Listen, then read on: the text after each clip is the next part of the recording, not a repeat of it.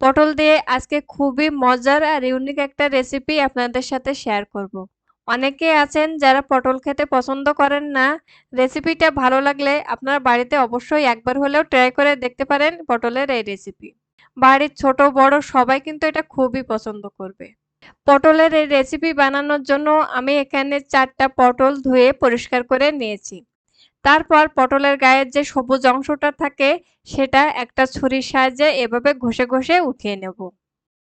সবগুলো পটলের গা থেকে একইভাবে সবুজ অংশটা উঠিয়ে নিয়েছি।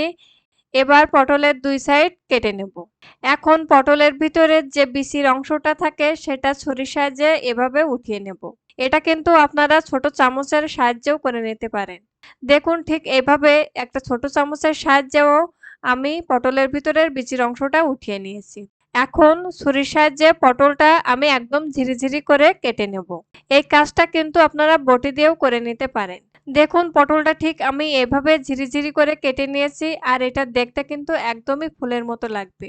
এবার একটা বাটিতে নিয়ে নিচ্ছি কিছুটা পরিমাণে জল। এবার দেব 1/2 চামচ লবণ।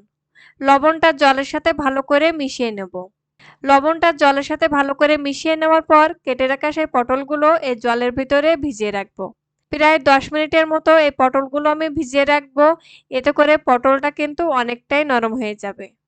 পটলের এই বাটিটা আমি এক সাইডে রেখে এখন অন্য একটা বাটিতে নিয়ে নিচ্ছি 3 চামচ বেসন। এর সাথে দিয়ে দেব 1/2 চামচ লবণ, সামান্য হলুদ গুঁড়া, 1/2 চামচ শুকনো লঙ্কা গুঁড়া, 1/2 চামচ জিরা গুঁড়া, 1/2 চামচ গরম মশলা, 1 চামচ রসুন বাটা, 1 চামচ পেঁয়াজ বাটা। এবার অল্প করে জল দিয়ে একটা ব্যাটার বানিয়ে নিতে হবে। এই ব্যাটার বানানোর সময় একবারে কিন্তু অনেকটাই জল দেবেন না। এতে করে ব্যাটারটা কিন্তু অনেকটাই হালকা হয়ে যেতে পারে। তাই অল্প অল্প জল মিশিয়ে এরকম একটা ব্যাটার বানিয়ে নেবেন। দেখুন ব্যাটারের ঘনত্ব কিন্তু ঠিক এরকম হবে। পটলের এই রেসিপির জন্য ব্যাটারটা কিন্তু একদমই রেডি হয়ে গেছে। এবার এই বাটিটা এক সাইডে রেখে ভিজে রাখা পটলগুলো আমি জল ঝরিয়ে উঠিয়ে নেব। আর এই পটলগুলো কিন্তু এই 10 মিনিটে অনেকটাই নরম হয়ে গেছে। পটলগুলো জল ঝরিয়ে উঠিয়ে নিয়ে এখন এই ব্যাটারের ভিতরে পটলটা আমি এভাবে লাগিয়ে নেব। আলতো হাতে এই ব্যাটারটা লাগিয়ে নেবেন। এতে করে পটলের এই পাপড়িগুলো কিন্তু আর ভেঙে যাবে না। পটলের গায়ে ব্যাটারটা লাগিয়ে নেওয়ার পর এখন চালের গুঁড়ার উপরে এই পটলটা রেখে পটলের উপরে এই চালের গুঁড়াটা আমি আলতো হাতে লাগিয়ে নেব। দেখুন ঠিক এইভাবে পটলের গায়ে আমি চালের গুঁড়াটা লাগিয়ে নিয়েছি। এবার পটলগুলো ভেজে নেব। আগে থেকেই একটা কড়াইতে পরিমাণ মতো তেল গরম করে নিয়েছি।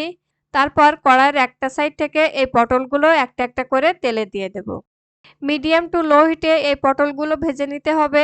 এতে করে পটলগুলো বেশি মুসমুসে হবে। 2 থেকে 3 মিনিট পরে পটলের একটা সাইড যখন ভাজা হয়ে যাবে তখন এগুলো আমি উল্টে দিচ্ছি।